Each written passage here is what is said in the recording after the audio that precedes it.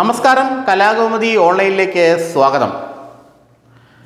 എഴുത്തുകാരും സിനിമാ താരങ്ങളും സാംസ്കാരിക പ്രവർത്തകരുമൊക്കെ എക്കാലവും ഇടതുപക്ഷത്തോട് കൂറു പുലർത്തുന്നവരാണ്, ആഭിമുഖ്യം പുലർത്തുന്നവരാണ്. കേരളത്തിൽ ഇടതുപക്ഷത്താണ് ഇത്തരം ആളുകളെ കൂടുതലായും കാണുക. എക്കാലവും CPM-ഉം ഇടതുപക്ഷവും അവർക്ക് വേണ്ട വേദികൾ ഒരുക്കി കൊടുക്കുകയും ചെയ്യും. ഇത്തവണ നിയമസഭാ തെരഞ്ഞെടുപ്പിൽ CPM-ൻ്റെ സ്ഥാനാർത്ഥി ലിസ്റ്റിൽ സിനിമാ താരങ്ങളും സാംസ്കാരിക പ്രവർത്തകരും എഴുത്തുകാരും നിർബാധം ഉണ്ടാകുമെന്നാണ് പറയപ്പെടുന്നത്. സിനിമാ താരങ്ങളാലും സാംസ്കാരിക പ്രവർത്തകരാലും സമ്പന്നമായിരിക്കും ഇത്തവണ 2026 CPM-ൻ്റെ നിയമസഭാ സ്ഥാനാർത്ഥി ലിസ്റ്റ്. അത് പാർട്ടി വൃത്തങ്ങൾ സൂചന നൽകിക്കഴിഞ്ഞു. നേരത്തെ നിരവധി ആളുകളെ ഇത്തരത്തിൽ പരീക്ഷിച്ചിട്ടുണ്ട്. ഈ കഴിഞ്ഞ ഇപ്പോഴുള്ള നിയമസഭയിൽ പോലും ദലീമയെ പോലുള്ള പാട്ടുകാർ, മുകേഷിനെ പോലെയുള്ള അഭിനേതാക്കളൊക്കെ ഉണ്ട്.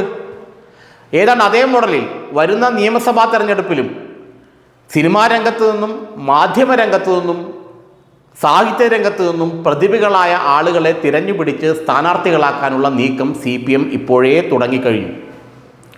അങ്ങനെ പ്രതിഭാസമ്പന്നരെ അണിനിരത്തി, സാംസ്കാരിക സിനിമാ മേഖലയിലെ പ്രതിഭാസമ്പന്നരെ അണിനിരത്തി തിരഞ്ഞെടുപ്പിനെ നേരിടാനുള്ള നീക്കമാണ് 2026 CPM നടത്തുന്നത്. നേരത്തെ തന്നെ പല ചലച്ചിത്ര താരങ്ങളിലെ പേരുകളൊക്കെ പറഞ്ഞു കേട്ടിരുന്നു. ചലച്ചിത്ര നടിയായ മാലാ പാർവതിയെ പോലുള്ളവർ CPM സ്ഥാനാർത്ഥികളാകുമെന്നും, എഴുത്തുകാരായ ബെന്യാമിൻ, KR മീര തുടങ്ങിയവർ CPM സ്ഥാനാർത്ഥികളാകുമെന്നും ഒക്കെയുള്ള പല പേരുകൾ പല ഭാഗത്തു നിന്നും ഇങ്ങനെ പറഞ്ഞു കേട്ടു. ഇപ്പോഴും പറഞ്ഞു കേൾക്കുന്നുണ്ട്. ഏതായാലും CPM ഒരു കാര്യം തീരുമാനിച്ചിട്ടുണ്ട്. വരുന്ന നിയമസഭാ തെരഞ്ഞെടുപ്പിൽ ഇതുപോലുള്ള പ്രതിഭാസമ്പന്നരായ ആളുകളെ അണിനിരത്തിക്കൊണ്ട് സീറ്റുകളുടെ എണ്ണം വർദ്ധിപ്പിക്കാനുള്ള നീക്കമാണ് ഇപ്പോൾ ഇടതുപക്ഷ മുന്നണിയും CPM-ഉം നടത്തുന്നത്. കേരളത്തിൽ മൂന്നാം തവണയും CPM-ന് ഭരണം പിടിച്ചേ മതിയാവും. അതിനുള്ള നീക്കങ്ങളുമായാണ് മുന്നോട്ട് പോകുന്നത്. പരമ്പരാഗത രാഷ്ട്രീയ മുഖങ്ങളെ അണിനിരത്തുന്നതിനേക്കാൾ ജനസമ്മതിയുള്ള സാംസ്കാരിക സിനിമാ താരങ്ങളെ അണിനിരത്തിയാൽ സീറ്റുകൾ പിടിക്കാൻ കൂടുതൽ എളുപ്പമാണെന്നുള്ള ധാരണ കൃത്യമായി CPM-നുണ്ട്. അതുകൊണ്ടാണ് അവർ ഇത്തരക്കാരെ അണിനിരത്തുന്നത്. ഏതാണ്ട് 10ഓളം സ്ഥാനാർത്ഥികൾ സിനിമ, മാധ്യമ, സാംസ്കാരിക രംഗത്ത് നിന്ന് ഉണ്ടാകുമെന്നാണ് കണക്ക്.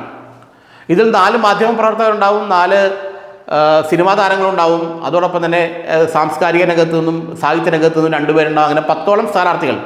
10 സീറ്റുകളിൽ ഇതുപോലുള്ള സാംസ്കാരിക സിനിമാ പ്രതിഭകൾക്ക് സ്ഥാനാർത്ഥിത്വം നൽകാനാണ് ഇപ്പോൾ CPM തീരുമാനിച്ചിരിക്കുന്നതെന്നാണ് മനസ്സിലാക്കുന്നത്. അവർ ആ പേരുകളൊന്നും അങ്ങനെ പുറത്തുവിട്ടിട്ടില്ല. പേരുകളെല്ലാം 2026 നിയമസഭാ തെരഞ്ഞെടുപ്പ് ആകുമ്പോഴേക്കും അവർ പുറത്തുവിടും, പാർട്ടി പുറത്തുവിടുമെന്നാണ് നമുക്ക് മനസ്സിലാക്കാൻ കഴിയുന്നത്. ഏതായാലും സിനിമാ താരങ്ങളാലും സാംസ്കാരിക പ്രവർത്തകരാലും സമ്പന്നമായിരിക്കും CPM-ൻ്റെ സ്ഥാനാർത്ഥി പട്ടിക എന്നുള്ള കാര്യത്തിൽ ഇപ്പോൾ ആർക്കും തർക്കമില്ല.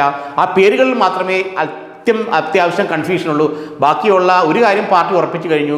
പുതിയ മുഖങ്ങളെ, ഈ സാംസ്കാരിക രംഗത്ത് സിനിമാ രംഗത്തൊക്കെ ഉള്ള പുതിയ മുഖങ്ങളെ അവതരിപ്പിക്കുകയാണ് പാർട്ടിക്ക് ജനങ്ങൾക്കിടയിൽ കുറച്ചുകൂടെ ആക്സെപ്റ്റൻസ് കിട്ടാൻ നല്ലത്. കാരണം ഈ ഭരണവിരുദ്ധ തരംഗത്തെ അതിജീവിക്കാൻ രാഷ്ട്രീയക്കാർക്ക് കഴിഞ്ഞൊന്നും വരില്ല. എന്നാൽ സാംസ്കാരിക രംഗത്തെയും സിനിമാ രംഗത്തെയും പ്രതിഭകൾക്ക് ഈ ഭരണവിരുദ്ധ തരംഗത്തെ അതിജീവിക്കാൻ കഴിയുമെന്നുള്ള വിശ്വാസം പാർട്ടിക്കുള്ളത് കൊണ്ടാണ് അവർ ഈ സിനിമാ രംഗത്തെയും അല്ലെങ്കിൽ സാംസ്കാരിക രംഗത്തെയും പ്രതിഭകളെ സ്ഥാനാർത്ഥി ലിസ്റ്റിൽ അണിനിരത്തുന്നത്. 2026 CPM-ൻ്റെ സ്ഥാനാർത്ഥി ലിസ്റ്റ് നിങ്ങൾ നോക്കിക്കോളൂ. അവിടെ പ്രതിഭകളുടെ ബഹളമായിരിക്കും.